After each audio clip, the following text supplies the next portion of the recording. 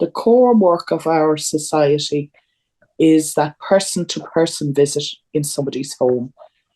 We are not part of the postal service and we're not a telephone service. And while I understand people might ring to make an appointment, there is no way we can truly assess people on the telephone. And it is totally, I think, disrespectful to shove a little voucher in an envelope and not go and really listen to people. So, I mean, if you take either you get a letter from your regional office or you take your calls from the CRM, you're likely to see what is the request for. And most of them are for food/food vouchers or energy.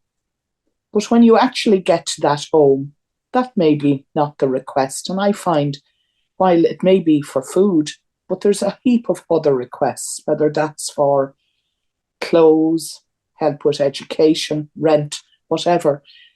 And you can't deal with that over the phone. And I'm constantly saying when I'm being interviewed that need is the only criteria. Now, unless we're with those people, listening to them, we don't know what the need is. I mean, in fairness to the ISOs, they take the bare minimum or people ask for a visit on the web.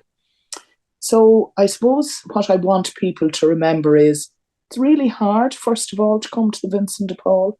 We need to think, would we do it?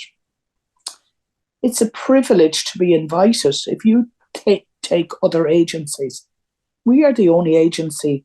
We're privileged to be invited by those in need into their homes, to sit with them, to listen with them, and to hear their problems. And I suppose we need to reflect on the mission statement.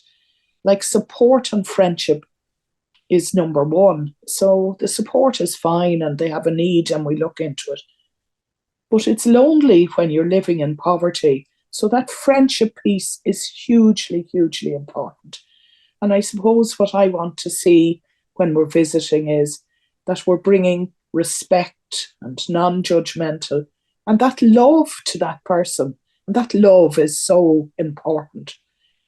And when you leave, that actually what you've left them with is hope. And for me, if you were living in poverty, that you hope maybe somebody will come back next week, or you leave them with hope, we'll sort this problem together. And that for me is the essence of what we do.